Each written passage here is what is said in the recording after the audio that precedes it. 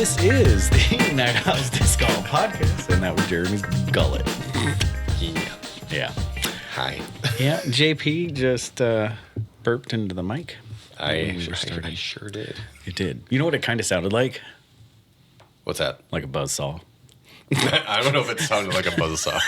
Oh, that wasn't a good enough segue. That's probably not a good one either. There it is.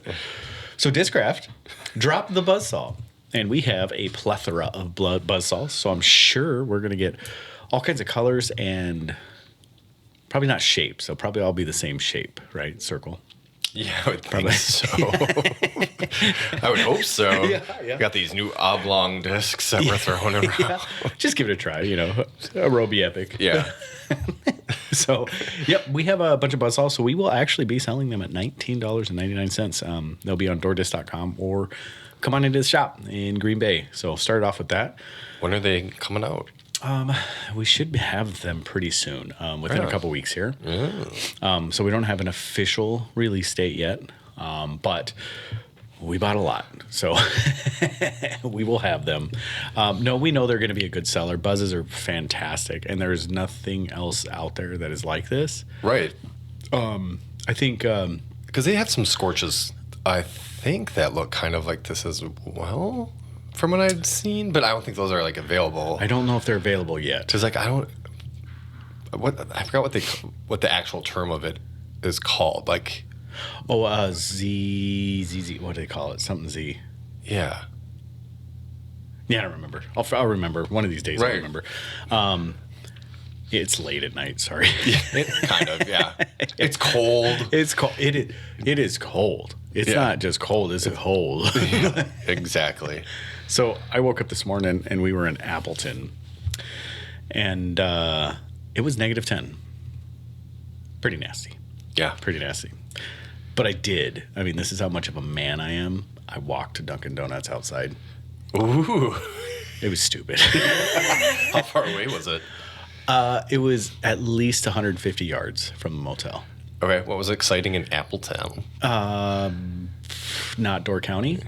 Okay. That's a good enough reason. So we knew they didn't have school today, our kids. And Yeah, I had been right. gone and basically off the grid for a week. I came back into civilization and I'll tell you a quick story on it. People might enjoy it. Yeah. But I came back into civilization on Saturday, and then got here Saturday night, and then Sunday, went to work, and then Gabby had softball practice. And then we're like, let's just go to Appleton. Like, let's just go like find a motel and a pool and just go be goofy. And then we went to the Appleton Mall, and I walked around for 4 hours wondering what was happening. And then the girls came back with a bunch of bags of stuff. It's still, I haven't been to Fox River Mall in a long time. Mm-hmm. Is it still like bustling? Is it busy? Yeah. Okay. So what do they call them? The cornerstones or the anchors, like the big stores. Yeah. Most of those are closed. Like Macy's, I think, is still there. Well, that's what I thought. Target is still there, Okay. but that's it. The rest of them are all, Interesting. but now they have Shields. Well, I don't know if they now. It's been there for a while. Yeah, they have Shields. But yeah, they got Lululemon. They got all the good stuff. Okay. Yeah. So, and then, but it's I'm okay with malls, but like, I'm like a speed, like, mall walkers. Oh, yeah. That's me. Like, I'll walk, and if I see something, I'll duck in real quick, and then I'll duck out. I'm not like a shopper per se. Yeah, right. Or if I do, like, I always have intent with what I'm going to. So it's like, I'm going to go here, and that's all I need to go to. And then everybody else is just like, I'm going to cruise around. And like duck in, look around for a while. No, that's not me. Let's, mine's like shoe store, Victoria's Secret. A friend said that. No, it's usually like I'll go to a shoe store like Shields. I'll hit like Mojo Games or something like that. Okay. Like, and just duck in and out. If there's like a sports memorabilia store, I might duck into there. But outside of that, I'm just wandering is all I'm doing. And I did that for about 4 hours. I did it so much so that because I've been having like focus issues with my eyes. Oh. So much so that I walked into the LensCrafter. I was like, "You guys have free eye exams?" They're like, "Yeah, $69." I was like, "Oh, you have one open?" And they were like, "Actually, right now, if you." I was like, "Sweet." So, essentially, they told me you're getting old, Yeah. And they said your eyes just get bad when you get old. That's weird because my eye doctor told me that eyes are supposed to get better as you get older. Really? Yeah, like my prescription improved actually by like a good percentage. Yeah, yeah. And I was like, what's the cause of this? She's like, well, as you get older, your eyes shape like. Oh, the shape gets better or something? Yeah. Okay. Like, okay. Yeah. Well, but you had glasses when you were younger, right? I did, yeah. So maybe there's something to that because I've never had glasses. Oh, and yeah. They told me that I should get bifocals, and I said, nope. I said, I have enough gray hair. I'm bald. Just get some readers. Well, that's what they said. Yeah. They go, you can just buy some readers. So I'm at +1. Does that mean something to you? Yeah, that's slightly nearsighted. Okay. Yeah, so that's what that was. So that's all I am. Okay. But what it is like if I'm looking down, especially at this conference I was just at, I'd be looking down, writing notes, and then I would look up and I'd be like, couldn't focus. And then all of a sudden it would come into focus. But even then I was kind of like squinting. Huh. But, it is what it is, I guess, over time. And they said just effectively that it'll just slowly get worse over years. Yeah. And at one point or another, we'll have to have glasses. But as of right now, yeah, I won't worry about it. No, I'm not worried about it. It doesn't affect me in any way, shape, or form. So there you go. So that was Absolute Mall. That's where we went, and it was really cold. So door_disc_golf, night_owl_pod. Those are the socials. And then I think outside of that, let's get into it. YouTube. Oh, yeah. Well, YouTube, Door Disc Golf. Yeah. Just look up Door Disc Golf. So we are posting quite a bit now on YouTube. And then one of these days we'll get on the ball and start posting. But YouTube has all of our podcasts. So audio. It does. So if you're a YouTube Premium user, you can just stream our stuff on podcast now. I mean, on YouTube. Yep. So now we'll get into it. Okay. All right. What do you want to talk about first? I don't know. There's a lot that, in the short time that we were away that happened. So yeah. Well, let's talk about the least significant in our eyes. Sure. So we'll start with Brodie Smith, and I'll just keep it that way because on this list I think he's the least significant. Brodie Smith does re-sign with Discraft, but it sounds like he's kind of moving away from. He's putting everything in Foundation, is what it is. That's kind of what it sounded, or maybe they're partnering up with Foundation to move some of his merchandise. That way. I think he said they have some more collabs and merchandise and things that will be for sale on Foundation. So yeah, It sounds like they could be, and he'll be moving down to the tour team. Oh, okay. As well, not on the Discraft's team is flipping huge. Oh my goodness. I looked at it. They put out the list, and all of a sudden it was 3 pages, and I was like, okay, here's the elite team, here's the tour team, here's the next. I was like, holy cow, are you kidding me? And that's not even talking about the street team or what do they call it? The underground. Underground. That's it. Yeah. Jeez. It was insane. Yeah. So Brodie and Corey Ellis both moved down to the tour team. Okay. Yeah. It makes sense. I mean, they're not doing anything. Right. Yeah. I mean, they had to make room for Ezra Robinson. Yes. Yep. And then that's pretty much it. I don't think there's anybody else. Well, and Cale, or is he on the Champions team or whatever they call it? Icon team. That's what it is. Yeah. So then we'll just jump right into Cale. No, I want to talk about. So we brought up Cale. Cale LaVisca is now on Discraft. Yeah. Which is awesome. It is awesome. He will throw the Comet. I would think so. I hope so. I want one of them to throw a Comet. I want to. I forgot. Because he has cool disc. His disc that they put out for when he signed was a color shifting buzz. Yes. Yeah. It was pretty cool. And I was like, ooh, I like not buzz, zone. Zone. Yeah, that's my fault. Yeah. Zone. And I was like, ooh, I like the zone. Yeah. But I didn't get one. No. No, thought about it. Yeah. I was like, I'm not going to pull the trigger on this. Man, there's some really nice discs coming out with some of these changes from people moving around. Oh, yeah. There's absolutely. some really good looking discs. Did we talk about Ezra Robinson's pirate booty? We didn't talk about the pirate booty or pirate peach. The pirate peach. Yeah, we didn't talk about, but that's a great. Yeah, it's awesome. It's good. Yeah. So back to Brodie. So I think Brodie Smith made a kerfuffle here, in my humble opinion. Oh, because I think Brodie Smith is marketable enough that I don't think he should have been tied to one brand. You did mention that before. Yeah, because I think he could do the collabs with every single brand out there, and there's not a person that would turn him down. I think he's probably get a pretty significant break on plastic from Discraft is what I'm assuming. So. Yeah. But man, why would you limit it? Like, especially as hot as MVP is right now, and Innova is always Innova. Like, why not just use Foundation's power to pull on some of these stamps and put them on all kinds of discs? Right. You know? Because, I mean, Foundation kind of already does that anyway. I mean, they are always like, hey, in our mystery box or whatever they got going out, or subscription box, it's like, oh, we have this really cool stamp coming out on whatever disc it is. Or they're always kind of doing... Oh, they're always doing something. Yeah. They do a great job with that stuff. But, man, wouldn't it be nice? Because, like, you got a lot of, like, the bro dogs out there. Like, the people that are, like, hardcore Brody fans. And they're going to buy anything he puts out. Right. Why not open it up to some other plastics? Because I feel like he would have more bro dogs. That's what I'm just calling them. I like bro dogs. Yeah. Sounds good? I guess. Yeah. He would have more of the bro dogs out there that would buy, like, you think of all the Innova fans and all the, especially MVP, like the Gyronauts. Can you imagine, like, the Gyronaut bro dogs? I could, but would it be something if he was pushing this stuff, but he wasn't really throwing it, you know? Well, but if he didn't have a contract, if he wasn't tied into, like, why not? Yeah, I guess.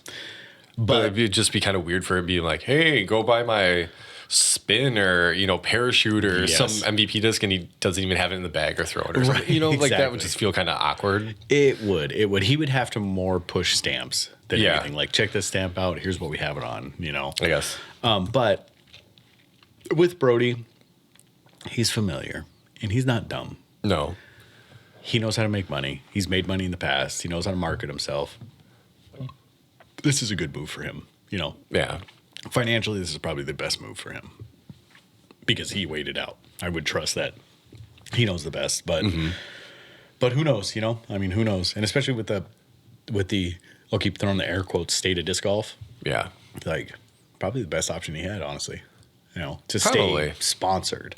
Yeah, I would think so. So, all right, on to LaVisca. Do you think he's going to be a disc mover?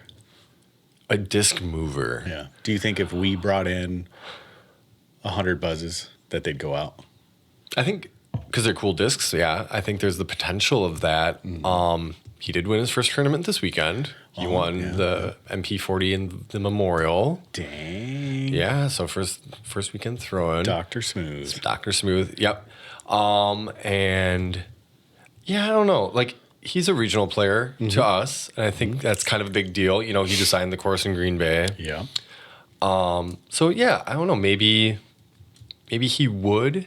I think this is big for Discraft on the, you know, course design front to have him, you know, getting the baskets out there. Sure. I think they said that he was talking with Brody actually, and I think Discraft was going to give him orange baskets as like his color for like when he designs courses. Like I think they had that with somebody else, like blue or green or something like that. And I think he said they're going to do orange. Oh, that's neat. That's nice to have that call. Right. So like you go to that, you know, whatever course he designs, and you can be like, oh yeah, he designed this, and they're using that's nice. That's nice. Hopefully he doesn't get any of these communities that they're like, you got to be a different color. Doesn't match. Yeah.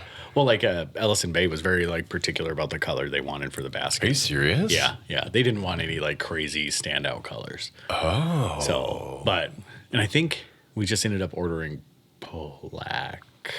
Okay. I think. Huh. I don't remember. I just hooked them up with it. I said here, and I had them send the invoice, and they paid it. So I don't remember exactly, but I'm pretty sure they were just black. I could see from doing that. They're like, yeah, we have to have white veteran baskets or something, you know, like that. Yep. Yeah, we can't stand out that bad, you know. But so yeah, well, that's good, man. I'm happy. I think he's gonna be, you know, I think he's gonna rock a force. I bet you he'll run some of the Paul Macbeth lines. But what I'm hoping is that they bring back out, you know, his signature line, and they'll start molding his signature line. Yeah. And I think that'd be fantastic. You see the Falcor and all those things come back out. I think it'd be. I'd like to see it in the bag from him, just to see what he's throwing. Yeah. I agree. All right. So we'll move on to another Discraft person, which definitely on the Icon team as well. with the LaVisca, but it's kind of not on the Icon team. He's kind of in his own little category, but Climo.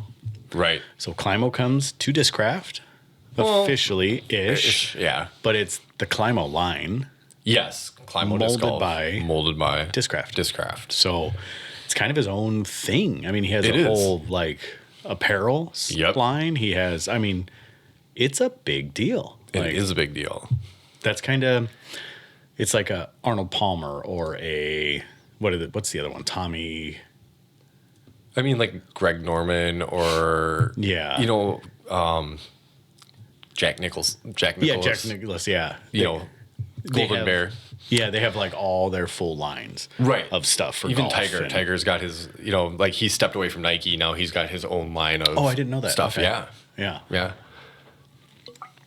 And that's fantastic. I mean, I think that's a legacy play that good for you, Discraft.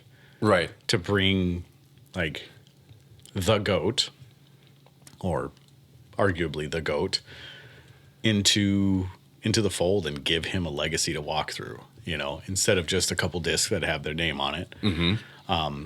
Hopefully. I wonder if Innova... So this was the deal he couldn't refuse. Right, exactly. I wonder if Innova's still going to rock the KC line. Oh, I know. I was wondering that as well. If that's people are just like, well, we got to stock up on KC Pro, whatever it is. Otherwise, it's not going to happen. It sounds like these new discs, like the Champ, it sounds like Discraft's trying to, like, they're making different plastic for Climo. So that's awesome.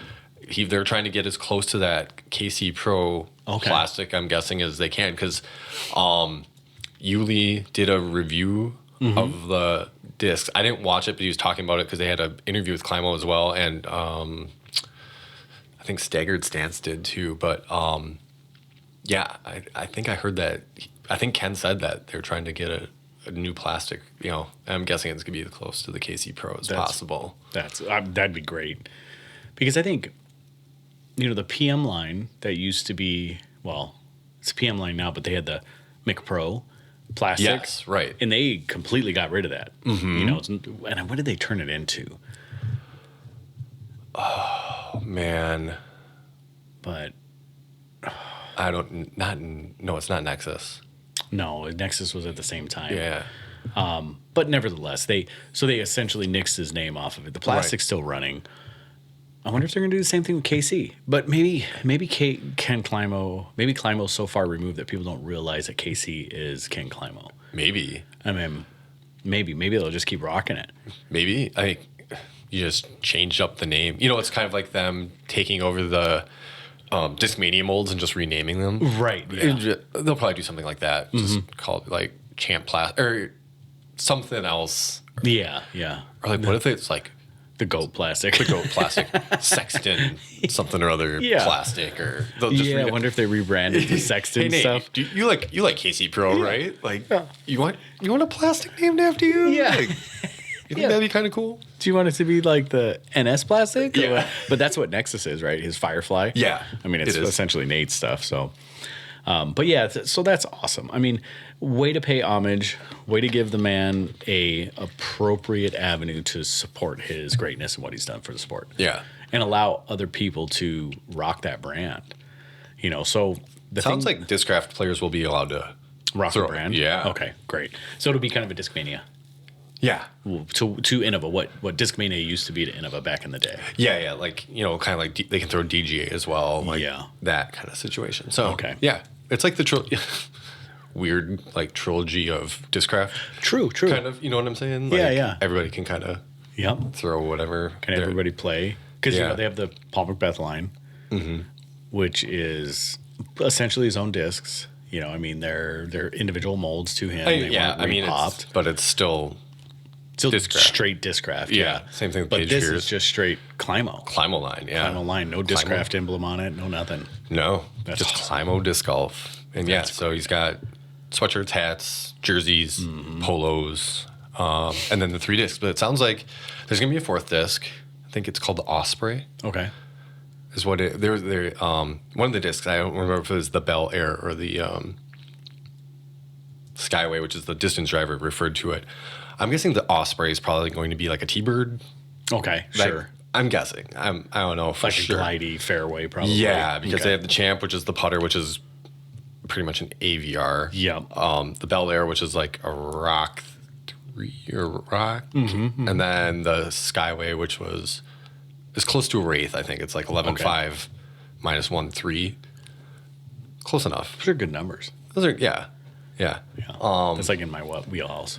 So like they're missing a straight fairway to start out. Yeah, and he loves the T-bird trees. Yeah. So that would just be my guess. Yeah. So, but like this is cool.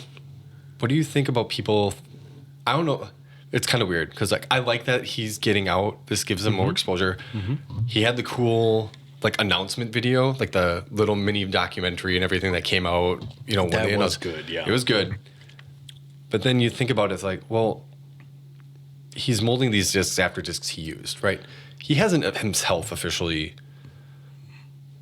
like used them at all. They haven't been PDGA approved yet. Like I haven't seen that announcement at all on PDGA's website. People are excited for him. I'm excited. Like I thought about buying them. I might still. They're for sale? They are. Oh, okay. Yep. On Climo Disc Golf. Oh, okay. And so, but what do you think about people thinking that this is kind of like a cash grab? Yeah, I think so. Yeah. I mean, I really do. Like, I don't think it's a hit it and quit it. Like, I don't think he's just gonna. But yeah, it is. Of course, you know, they're using his name to bring exposure to, you know, his discs. Well, right. And if you think that Discraft and Climo aren't getting theirs in this whole transaction, like, you're naive. Like, yeah. I mean, that's what it's about. Well, no, yeah, but right, it is. It is, right? Like, he's got to be making more money off these discs than he's probably ever going to be making off of Sure enough. Innova, for sure. I just think that it's one of those situations where, like, you know, he used those Innova discs. They had his names on them. It's like, you know, like he stood behind them. Like now his names are still on these discs and everything, and he will throw them. Oh, yeah. It's just not as tested, you know, time tested as what the Innova discs were. Yeah. It's, you know, you dance with girl that you brought to the dance, you know, like, you know, it's like one of those deals. Yeah. Yeah, I agree. I mean, it definitely is. So what they're doing is, it's the new bright shiny object that they're flaunting out there. But here is my rebuttal to it. To anybody that thinks that it's a cash grab, Climo was in disc golf and built disc golf from a point that if they came home with a couple $100 on a weekend from winning a tournament, that was a big deal. Oh, yeah, absolutely. So to say that he deserves it, I think, is too utopic. Like, no one deserves anything. Everybody gets exactly what they get, right? Yeah. Because you know what you're doing when you're going into it. So you don't deserve more, you know? But if there's anybody that could claim that, Climo's that guy. True. You know, you can get some of the old school names, you know, like Hedrick, and like you can get some of these old guys, yeah. But I think Climo's still, air quotes, relevant enough that why not give him a chance to claim some of the glory? Oh, yeah, right. You know, like, I no hate, no fault on him. And heck yeah, it's a cash grab. Absolutely is, you know. I think he'll still be around for a while. I think they'll have that name around for a while. And what I would assume is that Discraft probably owns his likeness now. Ooh. In order for it. I would assume that once he passes away, Discraft's carrying on with it. That's what I would assume. Yeah, I could see that. So, but... Yeah, because, I mean, somebody's got to carry it out, right? You know? Yeah, they got to get their money back someday. Yeah. You know, and I think that's really the only way that they're going to be able to do it. Maybe not the only way, of course, because everything Discraft's touching is turning to gold. But they're growing pretty darn fast. Yeah, you know? This is one of those things where it's like a House of Discs moment, you know? Sure. Like, but they're still in-house. They're not going crazy. They're not borrowing a bunch of money from investors. You know, they're doing it within their own means. So, yeah. I don't know. And Ken said this in his interview with Brody and Yuli, too, the other day. He said, you know, Discraft just kind of seems to have their finger on the pulse of disc golf. Like they know how to push things, the way things are moving, and in what direction. And he's like, yeah, Innova's kind of, they're just too old. Like they are too old school, like set in their ways. Yeah, they've been there, done that. Yeah. Yeah, I agree. I mean, and it shows with customer interaction. It shows with how you order discs still. It shows with, in every aspect of how you deal with Innova, it shows. Yeah. It shows that they are the like, hey, we should think about changing this. Why? This is how we've always done it. Right. I bet you hear that a lot in Innova. That's how we've always done it. That's how we've always done it. Like, yeah. Look at us now. That's how we've always done it, know. And one of the big things in business is if you're not growing, you're dying. Like that's plain and simple. That's how it goes, because the state of business, if you're not growing and you're staying stagnant, everybody else is growing alongside of you on like parallel to you. And essentially you're going to get passed up. And then you're going to be a relic of the past. Yeah. Well, that's what, okay. So here's the, remember like Drew's, like we've been talking about this for a couple of weeks, like the flipping of the industry. Is it like one of those things where it's like, is it because a lot of people are thinking, oh, Rick moving, that's been the talk for a while too. Rick's going to move on and Kona, and they're going to lose the big contracts at DD, and that's going to be the flipping. Well, what if it's actually like Discraft flipping Innova? Like what if it gets that big? I don't know if it will. Yeah. But like all of a sudden Discraft's number one and Innova's number two, and people are like, whoa, what the heck? They're not far off though. No, they're not far off. Argue they're probably not either. No, because I think right now it's essentially Discraft, Innova, and MVP. Yeah, are the top three right now. Yeah, and there was a while where Trilogy was up there. Like you'd have to kind of put House of Discs there. Would you say that? Maybe 4.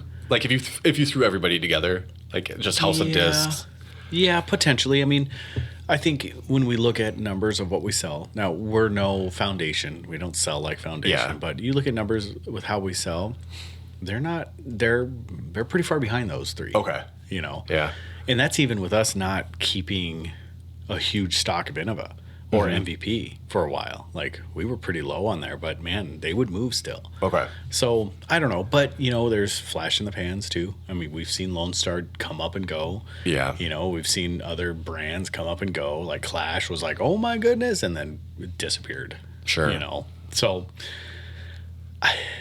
Discraft and Innova have a legacy. They've been there. They've done that. Discraft is still grinding. Innova is comfortable. Yeah. Right. So I don't know. I can think of some places like, you think it's straight up a Netflix and Blockbuster is the way I look at it. I mean, they're both growing parallel, like for a little while, probably 4 or 5 years. They're both growing parallel. And then one says, I'm going straight streaming. Yeah, straight streaming. We're getting rid of the mail service. I mean, I still see, for a while, there's some people on my route who are still getting DVDs. You still get DVDs? I didn't even know there was still an option. There were. Okay. I think they've stopped. It's been a little while. But yes, there were some people who were still getting the DVDs. Wow. Yeah, wow. Yeah. Because I remember I was like, Netflix, no, they don't have really good choices. There was this other one called Intelliflix. Okay.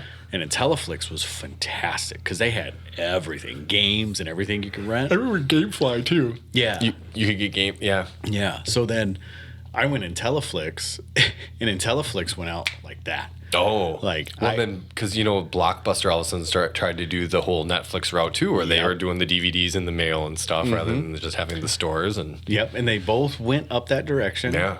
And they tried their separate things, but what Netflix got right is they realized that people just didn't want to deal with DVDs anymore. Or they didn't want to deal with a physical, tangible object anymore. Yeah.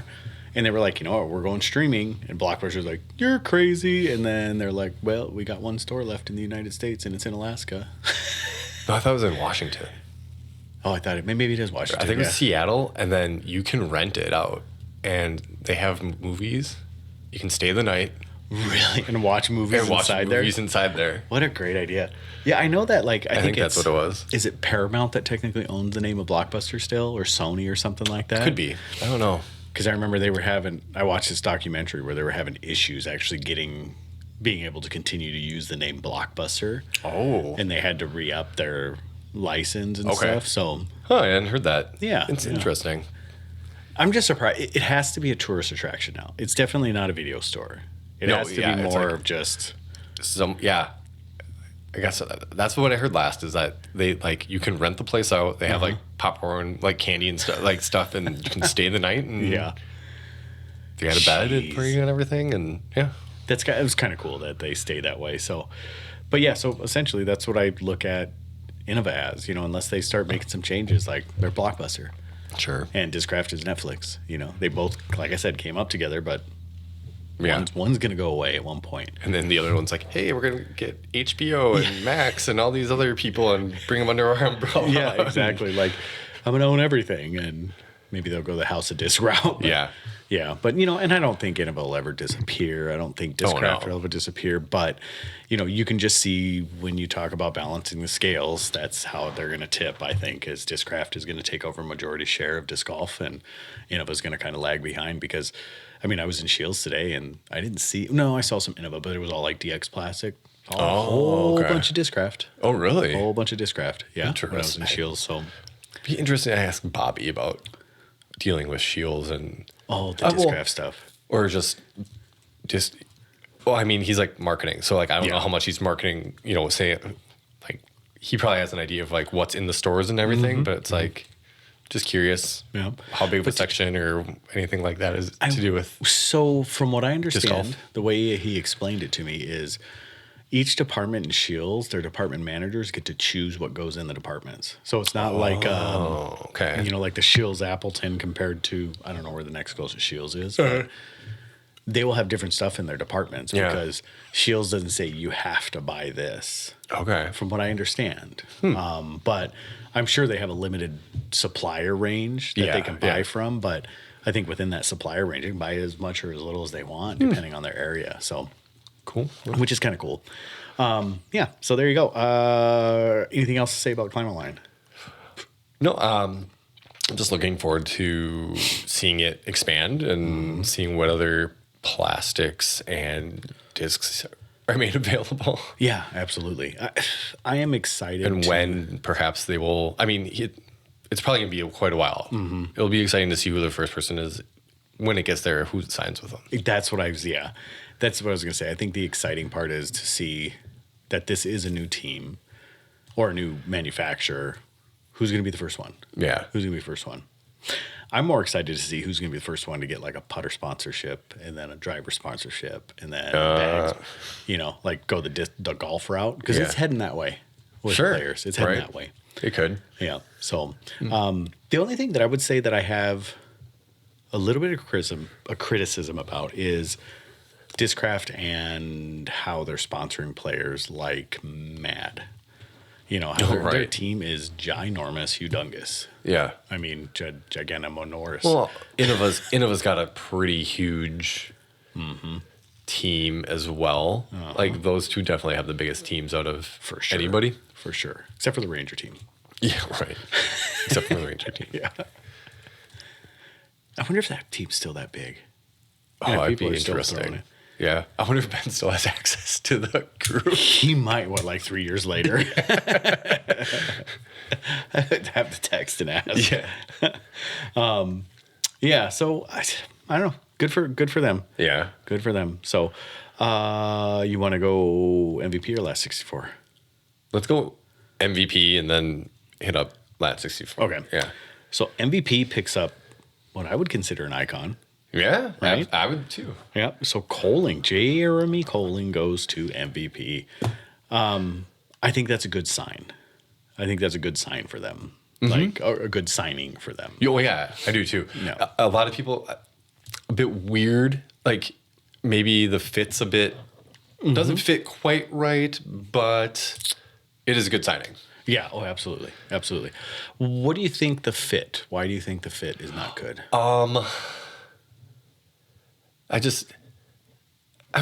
Something kind of like threw me off with it. I thought he was going to go maybe the Discraft route, and be on Icon team with, Yuli there because they're Joe Mez. I thought maybe Joe Mez would be like, it'd be really great if like you guys were kind of maybe under the same banner, right? Yeah.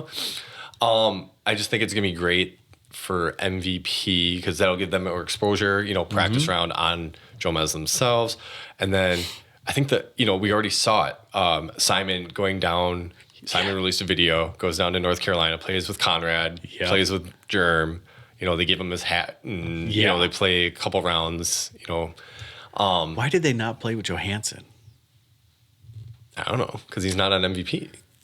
Oh, duh. Stupid. Yeah. I'm thinking like, dude, you're right in the neck of the woods. Why would you not play with like... No, yeah, it's because, they... Yeah, because he's Discraft. Because he's idiot. Yeah. So that was the big signing, the big deal. I like that. Yeah.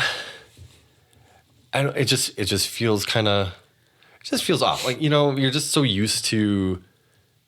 It's not like it's any different than him being on Innova per se. He's just been there forever. But it's just kind of like... Huh. Okay. Yeah. It's just kind of has a weird ring to it. Sure. I think that's kind of what it's just going to take a while for people to get used to. Yeah, I can see it. And he's another forehand dominant player, although he mashes backhand too now. I mean, he's a pretty well-rounded player now. So we'll see. We'll see what like a more orthodox forehand player looks like with MVP in their hands. Because you got Hokum, and you can't discount. She's a great player, but she's very unorthodox. Oh yeah, very unorthodox. You could say that again. So for someone to emulate her style is probably not a good idea, and that's not insulting to Hokum. She's like that's her style, and it works for her. But having a young lady or a young man come up and try to emulate, her style, probably not a good idea. No, probably not a good idea. Whereas, you put like Macbeth out there. I mean, how many people do the little arm swing before they do a forehand because of Macbeth? Right. Yeah. So, or, like when Macbeth was like buttery smooth with his backhand, how many people threw like Macbeth? Or when he was putting lights out, like how many people model their putts? Like you look out there and you can probably pick 50 people out on a disc golf course during a tournament that they have a Macbeth putt. Sure. But that's becoming slimmer and slimmer. Now you're starting to see the Gannon putts, the straight up, like, looks like they're not even putting effort in, and they're huge spin putts. Yep. So I think Coling could have that effect, to have a really good forehand player throw MVP. You might start seeing more of the MVP friendly discs catch fire. And shoot, I remember so they sent him a bunch of discs. He said it in Simon's video, and I watched both of them, like, kind of like in the background, like I was just like, okay, I'll have this on. And he mentioned that it was some disc, maybe it was the Hex. Okay. Hex or the Uplink, or no, Detour, one of those two, because he was talking to James about it. And he's like, this is easily the best forehand disc I've ever thrown. Really? Yeah. Fairly understable. Yeah. I'm pretty, it might have been the Hex. Okay. I think the one disc I saw him throw was the Hex, and he like laced it. It was like this beautiful flat line, and I think he said it was. I'm pretty sure he's like, that's the best forehand disc I've ever thrown. Wow. Yeah. Wow, and that's saying something. It is. Like he's been with some good companies that have some great discs. I mean, like. And then I think he was talking about throwing the Dimension, the Virus. I think there's some other discs that like weren't like common for people to like throw that he was kind of getting into. Yeah. It'll be interesting. Like it was like that with Simon, you're just like, okay, you come from a company that is just not over mold.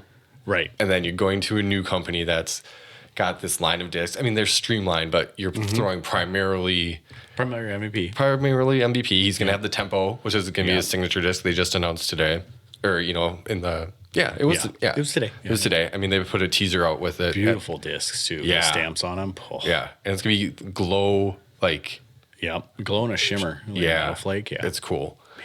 So that'll be interesting. But yeah, I'm excited to see too. Like if they keep putting stuff out with him and Simon and Eagle or James or just like that group of people, they could almost kind of get something going rivaled with what Discmania has with like Gannon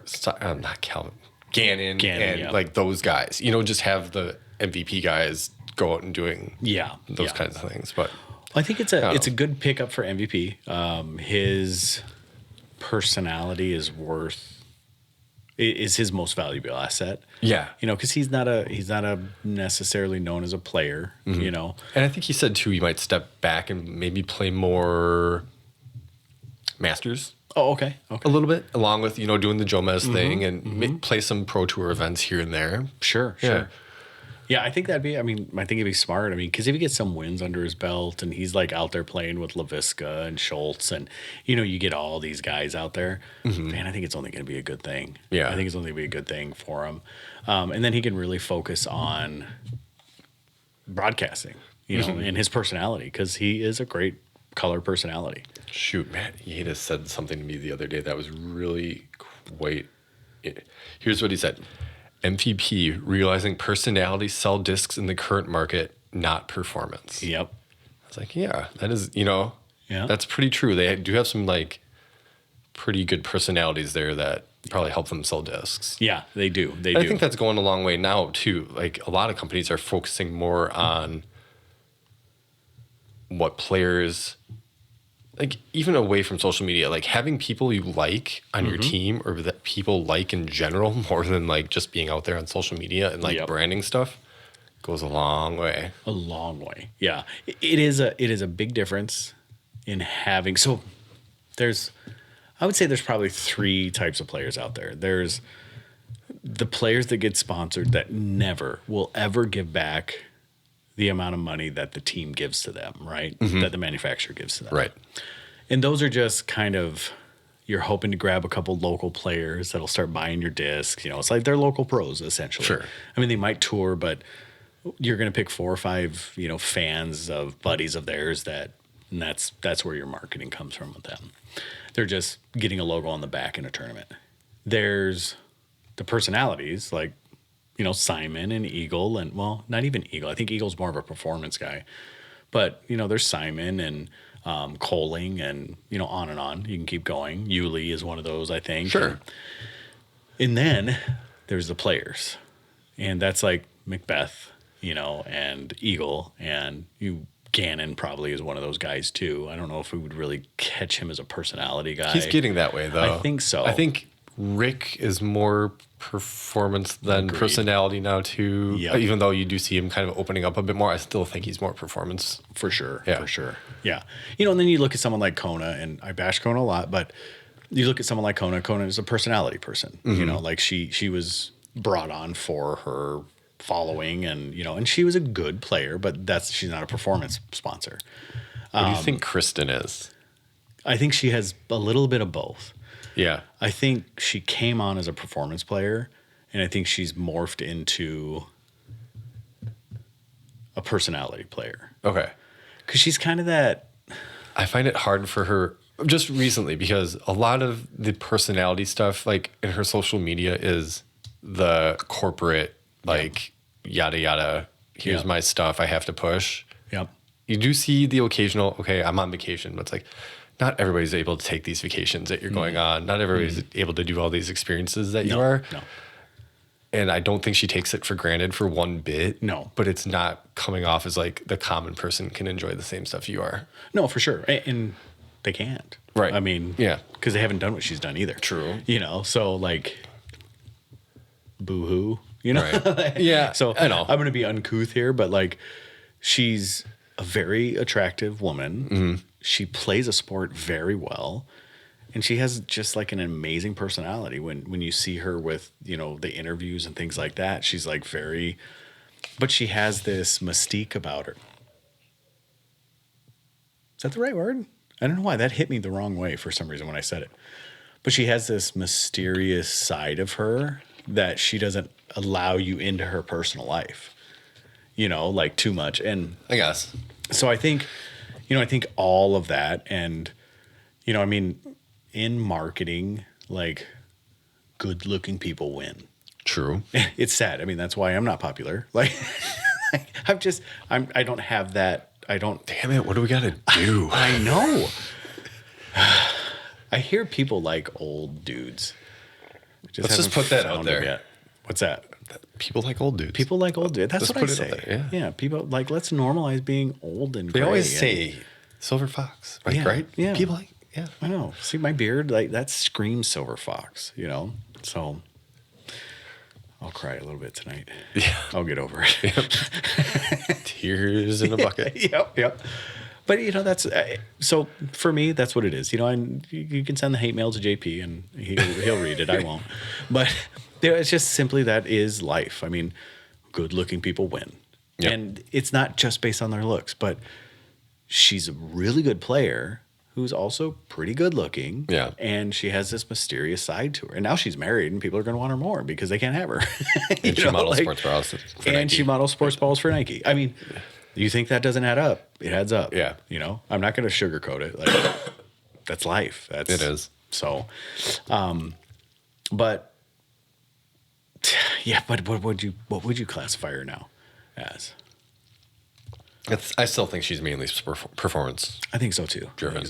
I think it just helps that, like you said, she's good looking. Mm-hmm. She has a disc that people like throwing, so it's going to sell, right? And she's just at the top of the game. Grace is awesome. So, yeah, I think we've mentioned it many times. Yeah. But she has a lot going for her. So for sure. But did you know she's got a Porsche? Just make sure you know that. Yeah. Okay. I wonder if she settled with that. She's like, I got a Porsche. Really? Well, yeah. No, but it's like, what else could she have had? She's like, I guess I just got a Porsche. Yeah. Maybe she's kind of bored with it now. She's like, just a Porsche. Yeah, maybe. Yeah. I don't know. I wish I was there. Like, why couldn't Lamborghini come call? Yeah, exactly. It was Bentley. Yeah. Maybach? What? Really? Seriously? Cheap bastards. All right. I think we only got one more thing on the list. I guess we could talk about the tournament too if we wanted to. Yeah, we can talk about some tournaments. Okay. Well, let's talk about Isaac. About Isaac. So Isaac Robinson officially is lat 64. Yeah. Kind of surprised, but no surprise. Right. You know, there was really, I mean, he trolled a bit. He did some stuff, but he went to lat 64. But so I want to come back to Isaac, but I want to go to lat 64.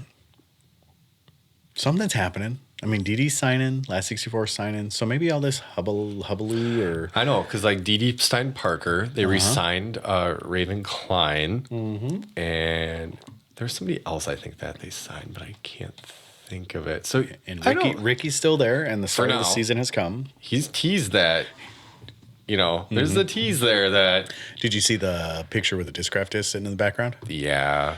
They're like, oh, it's his brother, you know... Yeah. Whatever, AB was like hanging out with him one day. You know, he could have left it at his house or something. Yeah, and then, you know, during the live, he's like, "Oh, I'm throwing DD this year. I mean, this week." Yeah. You know, like Kona apparently says she has a contract with DD for the year. I haven't seen her do much. She's been pushing her Crushers team. You know, her like juniors that she does stuff with, but I haven't seen her in like the last week throw anything DD or like do anything DD related outside of that. I mean, she's like, I think said she got some discs in of some like escapes or something that has her stamp on it. But I'm like, are you really gonna be doing stuff with them? Like, you know, and Ricky had his bag with all his stuff out at Memorial. Yeah. So, I mean, for now it looks like it, but maybe we will see in a week. Maybe next week it'll be totally different. Or maybe he'll show up at the All-Star event. Like, just go radio silent. Don't put anything out there and just be like, and then just show up branded new. Yeah. Well, it was him and Gannon throwing back and forth, like the disc with the parachute on it. Yeah. That was pretty cool. Oh, yeah. AB actually, just before I came over here on, Instagram was actually talking about that the disc with the parachute. Mm-hmm. I forgot what it's called, but yeah, he was like pushing them. But what a great warm up! Yeah, right. Like what a great warm up. That's something you'll have to forward it to us. Yeah, absolutely. Because that would be something we'd have to reach out to that company. We might be able to get him into stock. It's a great trainer. But yeah, so it's essentially.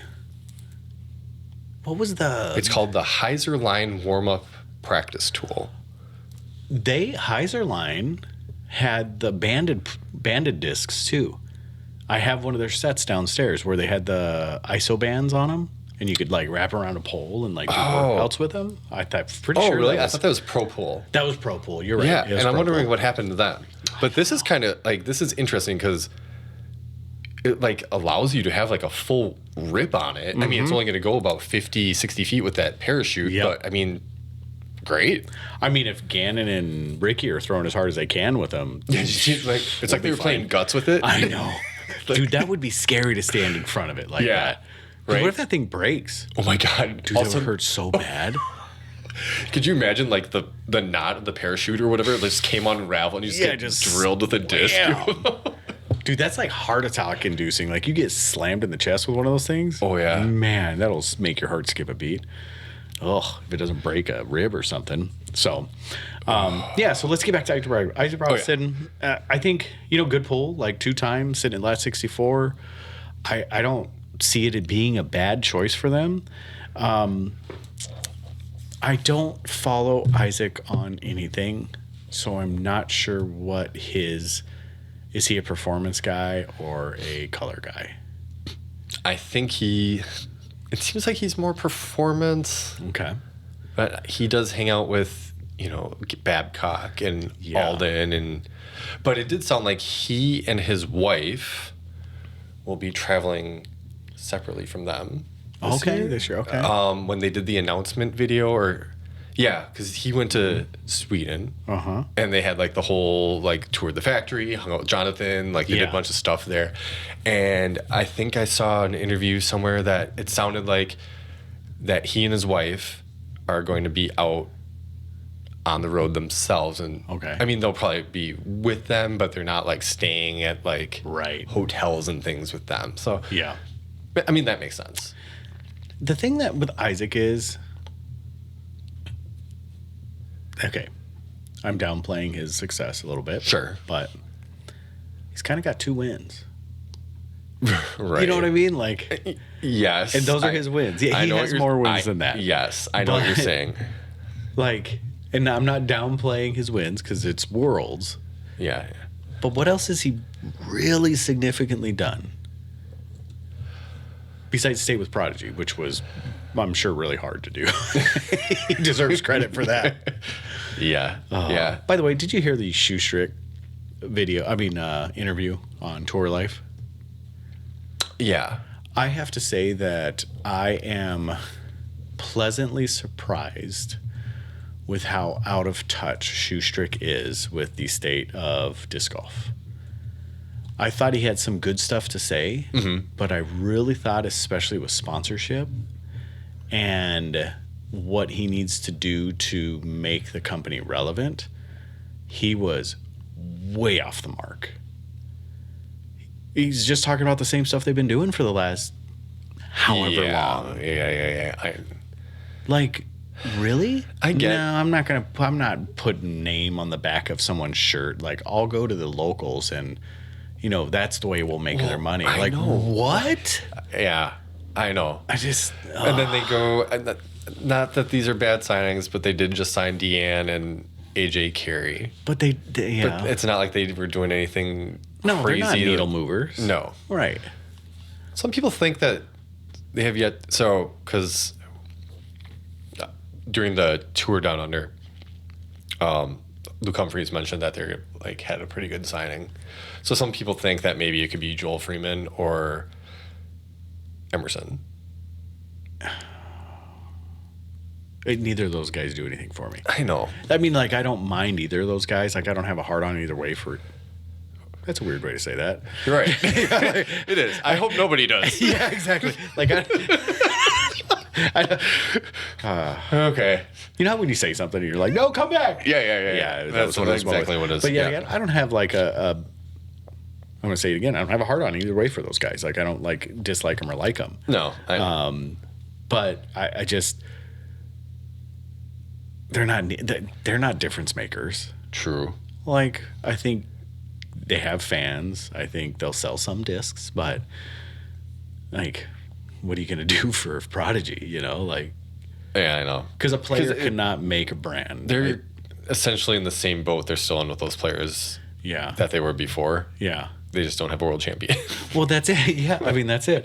And you also look at it, and when they were talking about it, Brody Smith's like, well, what do you think about doing X, Y, or Z? Like educating your players, the people you're giving money, on how to make you money. Essentially, like teach them how to market themselves, teach them how to use Instagram and YouTube and all that stuff.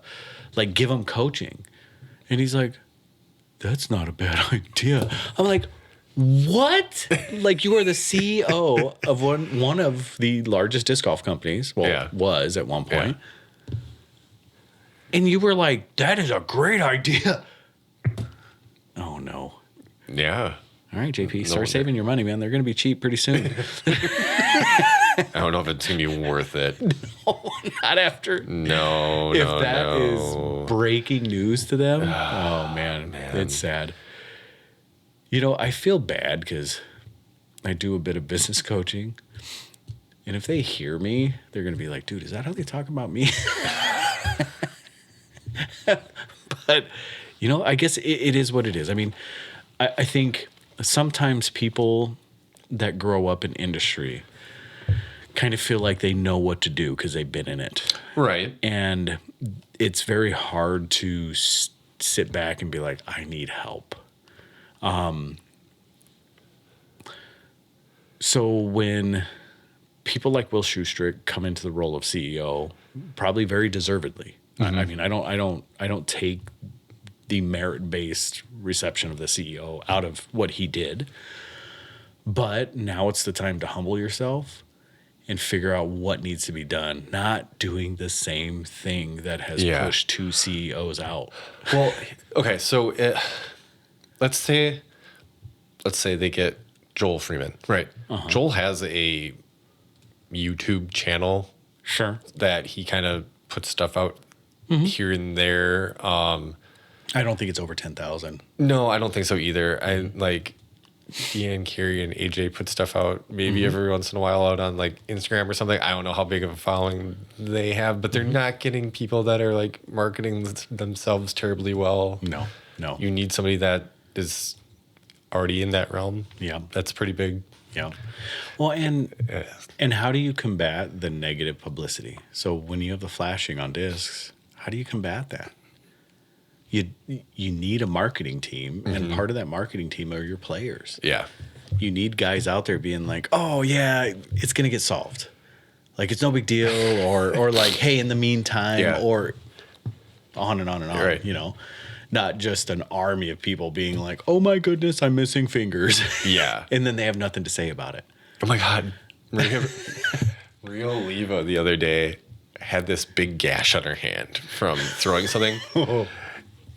The comment section was probably great. Well, I mean, she's with, I think she's still signed with Trash Panda. I think she left, actually, Thought Space. Oh, really? Okay. So I don't know who else she's with. But I was like, what were you doing? I was going to be like, what were you doing? Like testing out Prodigy or something? You know? Like, you should have. Yeah. We got to start being just unapologetic with how we post. I think we need to not be mean, but just like go for the low-hanging fruit. Right. Like, that's a pretty easy one. Like, oh, I saw you found some Prodigy disc, right? Yeah. Oh, it's sad because I don't think they've had any flashing issues for a real long time. But no, I don't think they have either. But they were there. So, I mean, history is out there then. Oh, for sure. For sure. I mean, the last Order of Clash we had was bad. Of Clash? Yeah, we had a couple that were really bad. Like, most of the stuff was really good, but man, there was a couple I was like, holy moly, is Prodigy molding these things or what? Huh. Yeah. I just remember the last Clash disc I bought was the Double Steady Wild Honey. And they were having issues with it. The separating? The separation. Yep. Yeah. Yep. None of mine ever did that, but I didn't have it long enough to, like, I lost it pretty quickly. Okay. I didn't have it long enough to, well, that was weird. That was weird. Yeah. That wasn't like a burp or that was like a gurgle kind of situation. Yeah. That was awkward. Anyway. I know, it was like almost mouth to mouth there. Like, are you alive? All right. Anyway, like the Isaac thing, I think he's getting 175. Okay. 175,000, but with incentives and 1 year? royalties. No, this is like a multi-year thing. Okay. I think it's 3 years. Okay. It can get up to like 300,000 a year. That's not bad. That's reasonable. I mean, better than $1 million. Well, yeah, right. But think about it. Like if he had left, or if he could have left earlier, he'd be making way more. Way more. I mean, like, not bashing Kona again, but like, you know, I mean, you're in that realm, and I think he would be more valuable than Kona. I gotta find something real quick too. Oh, is this a good one? Oh no. Latitude had something. Okay, here's what it is. Latitude. This is what they put because they had, you know, Kristen. They have a post with Kristen and Isaac, yeah, and Isaac, and it's got, you know, world champions. Latitude is where champions come together, and it says meet the giants of disc golf in our latest news update. I was like, oh, that's cute, but like Discraft's been doing that for years. I know. Discraft have more titles than there are. There's been PDJ championships. Like, man, so what they have just with Climo, they have 22 or something like that. I mean, he's not officially on the Discraft team at all, but he's associated with who's paying him. Yeah, exactly. So yeah, that's interesting. I like them. I mean, but they're trying to market them like they're doing they a are good champions. job. Right, they're moving in the right direction. Yeah. So I mean, they're doing what they probably should be doing, not going like, no, it's not worth doing that. Like, I can't just. I want to rewind that and play that over and over again, and just like put it on a loop and then send it to Will, and be like, you need to use this as an affirmation of something never to say again, and get it out of your mind. Like, you need to change that thought. Like, oh my goodness. Unreal. It is. But, you know, who am I to say? I've never run a disc golf company. Like, right. You know? Right. I mean, who knows? Maybe I would have made it last 3 months and it would already be in the dirt. That's the voice of a person who is facing a very uphill battle. For sure. That is trying to reaffirm to people in his company and to himself that he's put in the job for a reason and he's going to do the best he can. Oh, absolutely. And I mean, Prodigy is the best farm team has ever been in terms of turning talent into something, right? Yeah. They really have been. Well, turning talent into someone else's team is what they do. And that's exactly. But that like, and they do a very good job finding juniors. And I will like, I mean, that is something that he leaned into, and proud of you, dude. Like, but it's just like when I bring a line cook in to train and I spend, I don't know, let's say the 15 or 20 grand to train a line cook, you know, just over a year. Mm-hmm. And then they're like, hey, thanks, boss. Appreciate it. I'm going to go over here now. Right. What? Like, seriously? I haven't even got my money back out. Yeah. You know, like, you haven't even made my money back yet. That's what Prodigy's doing. They're just like they may get that cash gun and just like shoot it out. Like oh, man. Why are you not turning the profit in, like, getting an ROI on your juniors team? Right. I mean, DD had for a short while was doing the same thing where they were bringing up all these new young guns and then they would just leave. And then they started sticking around and they were really like humping it then. They were doing a real good job. Mm-hmm. And then all of a sudden, you know, they fell off the mark again. Yeah. But, you know, there is something to be said if you have probably one of the best juniors teams consistently year after year after year after year. And then when it's time for them to get paid, they move on. Mm-hmm. Because you've given them their thing. There has to be loyalty there. Right. Yeah. But then you turn around and say, this is the best I can offer you. And every single one of them go away. You need to do better then. You know? Yeah. Like, that's crazy. It's, yeah. I can think of so many comparisons and parallels, like in any other business, like, and we would continue to do the same thing, you'd close down. Mm-hmm. You know, it'd be like, hey, what can I get you to order? That's great. You make the coffee, and then you walk up to the person and say, here's your coffee, and then just dump it out. You know what I mean? Like, That's essentially what you're doing. And they're like, well, I'm not going to pay then. Yeah. And that's exactly what's happening right now. Like, I don't know. Or you make them a donut and you take a bite out of it and hand it back to them. Like, yeah. They're not going to be happy. Not at all. Like, I don't know. I'll take a sandwich. I'll give you half of a sandwich. Like, I'll take a room for the night. I'll give you a bed. We'll put it in the courtyard. Like, I just don't know. I don't know. All right, I'm done picking on Prodigy. Okay. Man, I've really gone at it with Prodigy and About a Day. And what if there's anybody else I can pick on? That's fine. I know. I'm a very critical person. All right, man. Anything else? Oh, well, let's go over the... Yeah, we'll go over Memorial. Yeah. Yep. There's a couple others, too. Okay. So, all right. Memorial.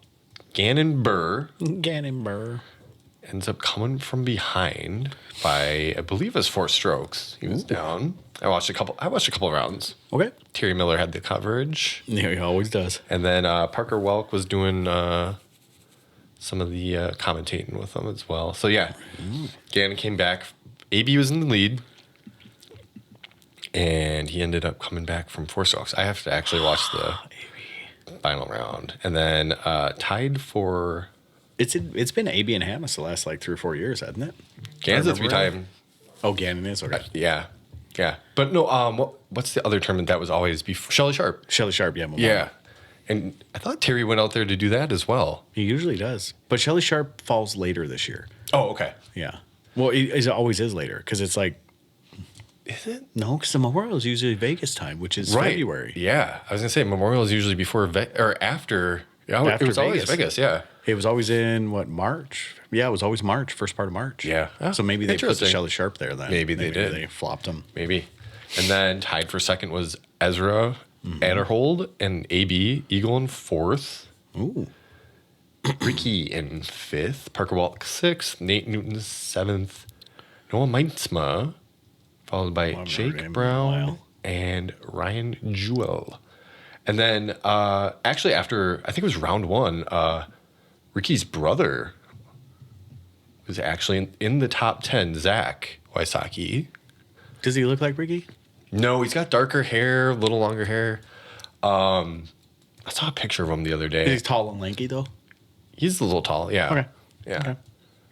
So that is the... Good for Gannon Burr. Way to start it off. Yeah, people are like, Discraft, get ready on the old production side for getting discs out this year. I was like, you mean Discmania? Discmania, yeah.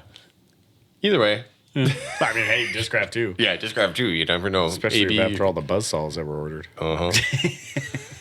I've already heard that the demand for the buzzsaws, as far as retailer goes, has been just absolutely ginormous, like 2 to 3 times as much as they expected. Oh, wow. Yeah. Because they put us on hold for about 3 months just to ramp up production to get like a overstock of these things or a stock of these things. Wow. Okay. And even with as many as they've made, they can't.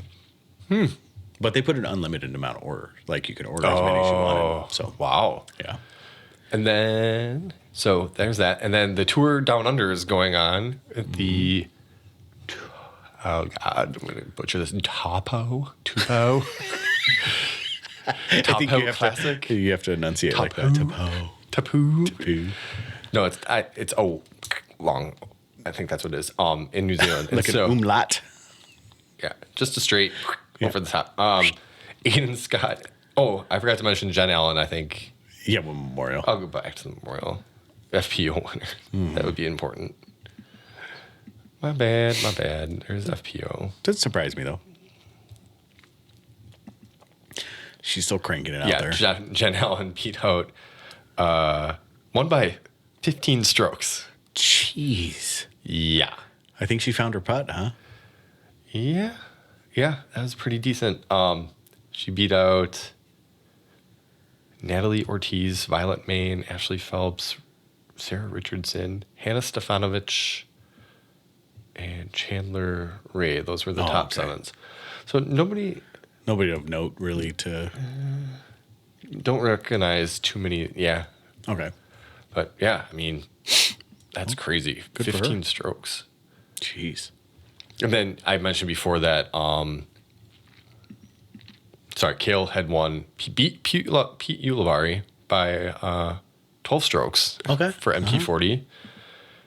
Then there was only one woman, and Elena Thompson, plus 50 for FP40. Plus 50. Plus 50. I mean, that's a lot of strokes. Must have found the water a lot. Yeah. Memorial's a hard one to, especially if they're running Fountain and whatever that one is, Vista. Yeah. Man. Oh, go back. All right. So then Tour Down Under and Tapu with the on it. Yeah. That's it. So Aiden Scott ended up beating out Ezra Robinson, coming, and then followed by Robert Burge, Chandler Fry, Jeremy Colang, Levi Stout, Luke Humphreys, Aaron Gossage, and Eli Swanson. Dang. Wisconsin. Oh, really? Yep. Eli Swanson. Do you remember the video? The 600-foot pace? Yeah. Downhill? That's Eli? That's Eli. Ah.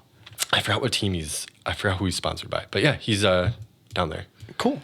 Yeah. And then Kevin Jones is down there.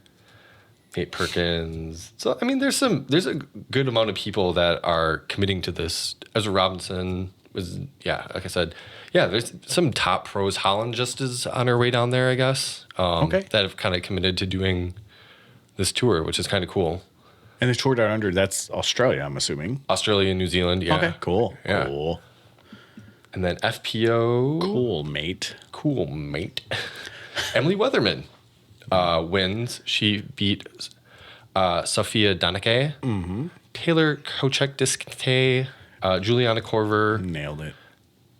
Michaela Kerr, Jenny Umstead, and then Elke Elise Robam.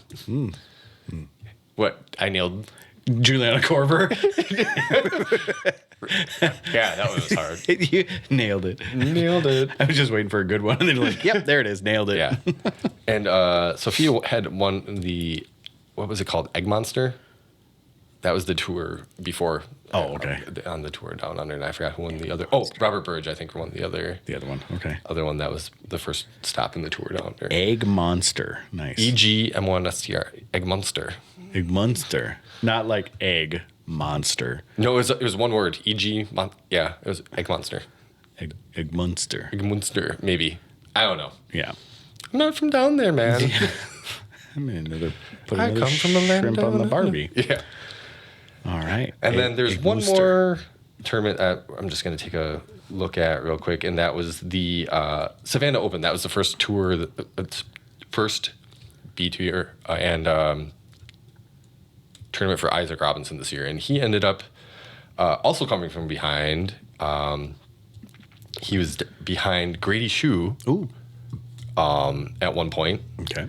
And he ended up winning by 2 strokes over Jamie Kip, Grady Shue, and I think that's really the only other notable people. Shue. Look at him back in action. Yeah, and don't recognize anybody on the, I'll just recognize this woman that won and deputy +2 on FPO, but don't recognize really anybody else in the field there. Okay. Yeah, there's only 6 women, so yeah, I mean, good to see, I guess, as a warm-up event, get your first win up with your new discs. Right. For Isaac. Yeah, that's not bad at all. That's great. I am glad to see him working, and I'm interested to see what he's going to do this year. Is he going to be a World's Whisperer and kind of forever do that? And right. But I'm excited. I'm excited to see what the big disc golf turning on your head thing is. Still happened. Waiting. I know. I put that out there the other day on social media. I was like, boy, I don't know about anybody else, but I'm still waiting for this world to get flipped up. Yeah. You know, like what is it? What is it? What's or the when thing? Is it happening? Because you wouldn't put this out there if it wasn't happening soon, right? I mean, it is Drew Gibson. Like, it is clickbait. I mean, oh, totally. Like, he's not dumb.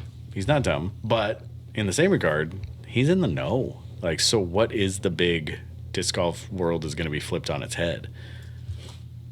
I just, like, what can it be? Well, I'm hoping it happens soon, and then he just or whatever it is, he comes up with his video and is like, see, I told you. And either people are like, well, that wasn't that big, or they're like, oh my God, it's huge. Yeah. Right. Like, this is like, seriously? I don't know. It's interesting. I feel like there's still some people out there. Well, but who? Like who? This is the other thing that's kind of making me mad is like, it's taking forever for some people to make their choices because either they don't have anything, lined up and they're still waiting. Yeah.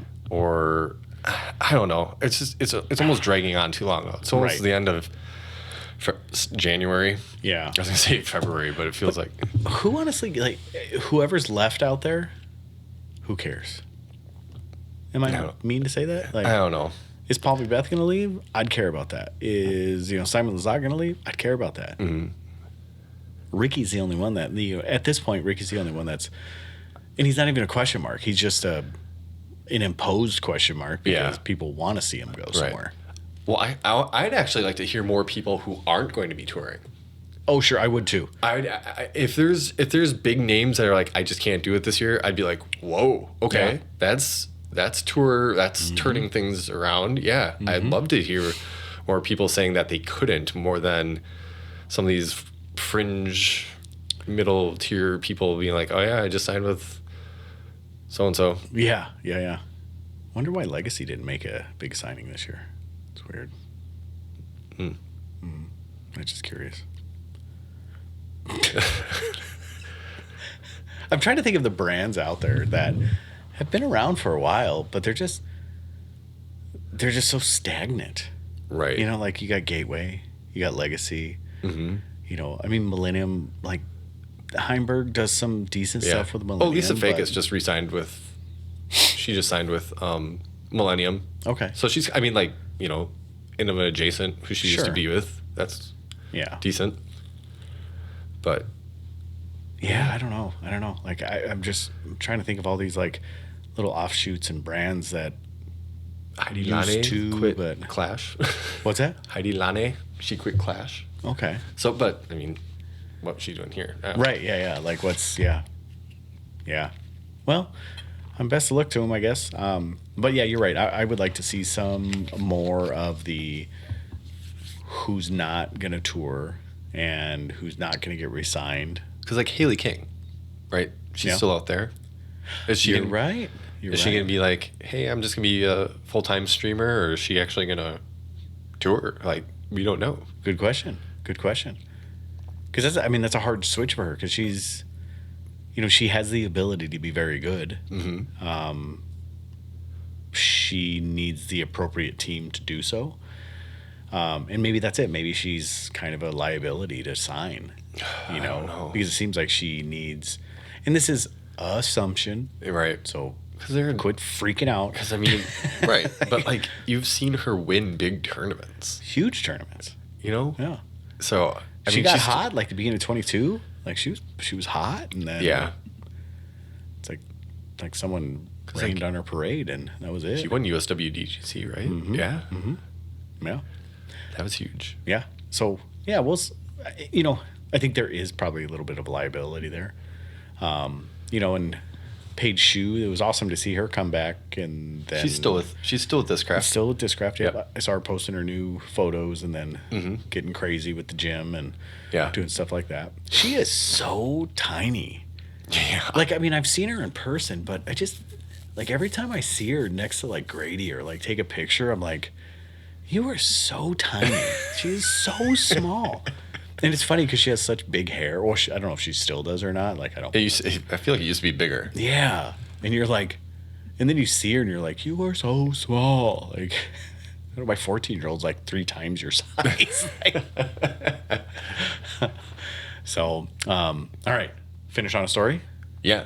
Yes. Okay. Is this the story that you promised before? Yeah, I did. Yeah, excellent. I promised it. So if you're still hanging around, buckle up. Okay. I'll make it quick.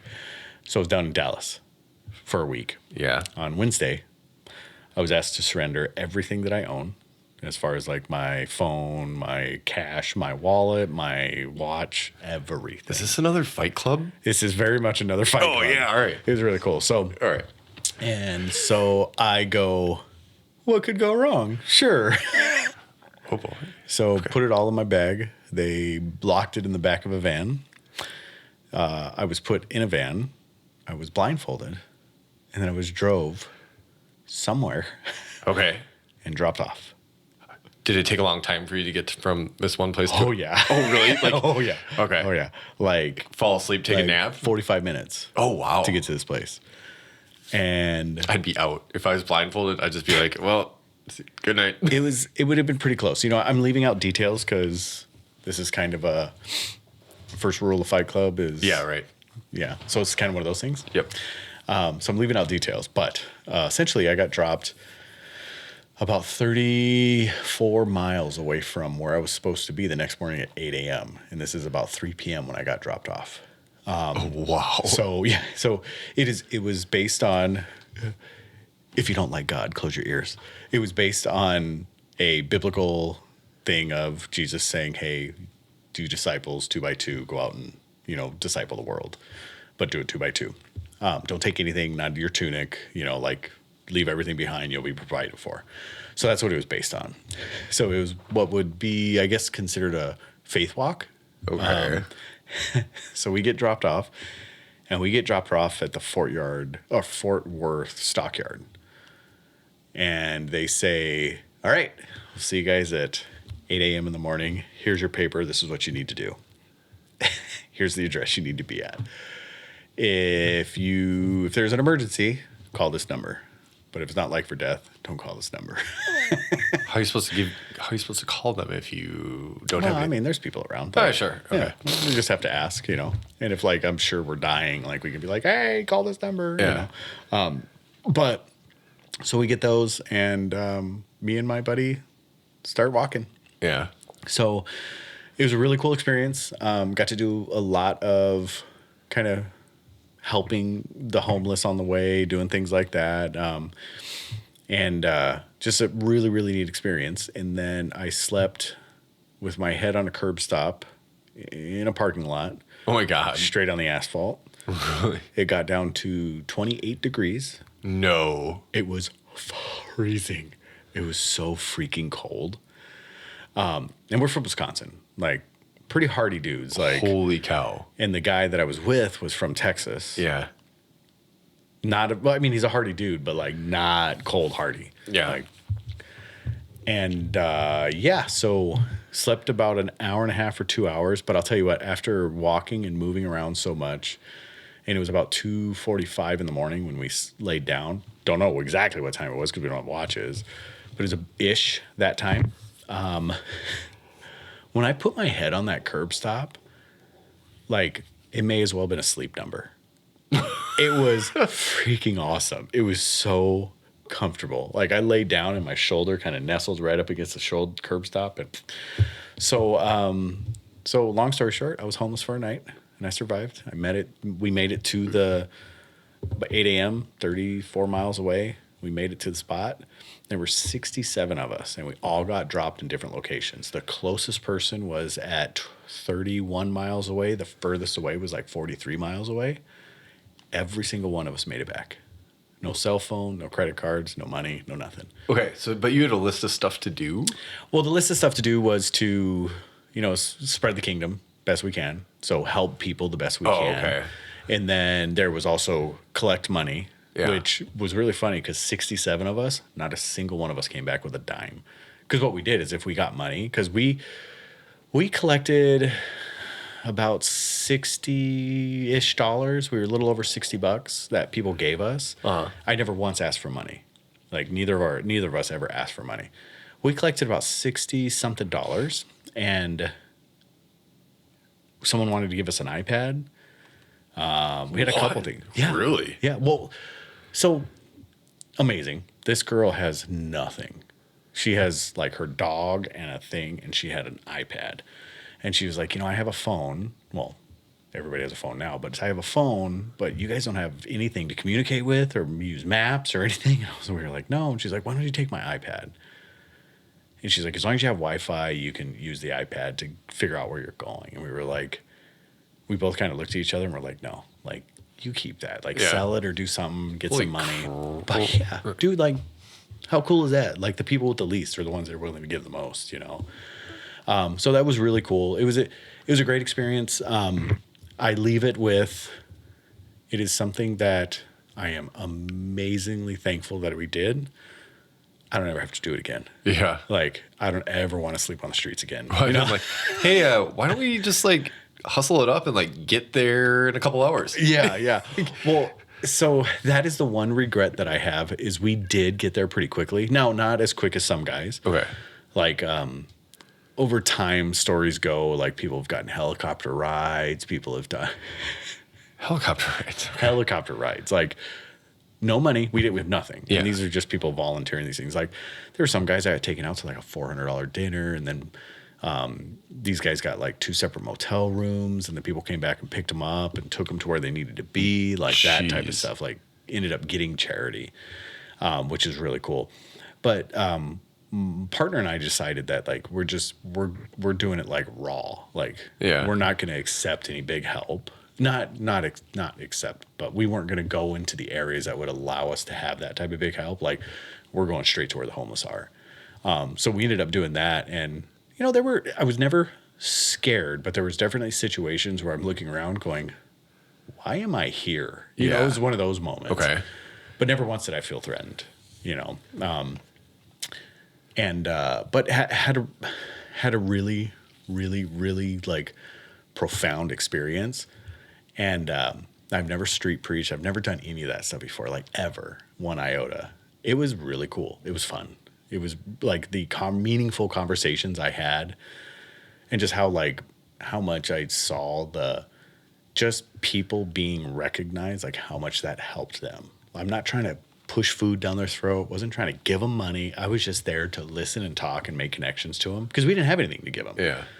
It was wonderful. It was wonderful. So, but I slept like downtown Dallas, right on the street. So it was pretty cool. It was really fun. So that was my experience.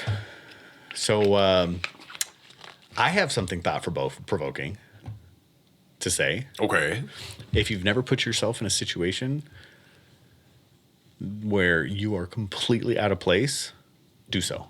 It's like really freeing. It's really like makes you feel good, especially coming on the backside of it. It sucked the whole time. Yeah. Like, don't get me wrong. I mean, I was excited to do it. It was something new and fun, and that's what I went there for. It's just seeing these fun, exciting events because we don't know what's going to happen when we go to these events. Yeah. And it was really, really, really neat. I mean, really neat. And on the backside, it was just, like I said, it was just amazing. So, like, get uncomfortable, lean into the pain, and have some fun. And on the back end, like, you can get a lot of it. And I feel that out of all those people, it was about 18 people that we came in contact with that helped us or we helped them. I got so much more out of it than they did. So much more out of it than they did. And it's not a selfish thing. It's just like it filled my heart with like just joy that I can help a fellow person. Sure. You know, that's all it was. So that was that. There you go. Very utopic, fun little thing. Yeah. So that's it. So what'd you do while I was gone? Got sick. Nice. Yeah. I'm surprised I didn't get sick. Holy moly. Yeah. Yeah. But yeah, so that was my exciting time. So if you want to know about that, you can email JP too, and then I won't answer it. If you know me, you can call. Yeah. All right. Any words to leave us on? No, not today. Not today. All right. Sorry. Well, outside of that, keep us up par and deuces.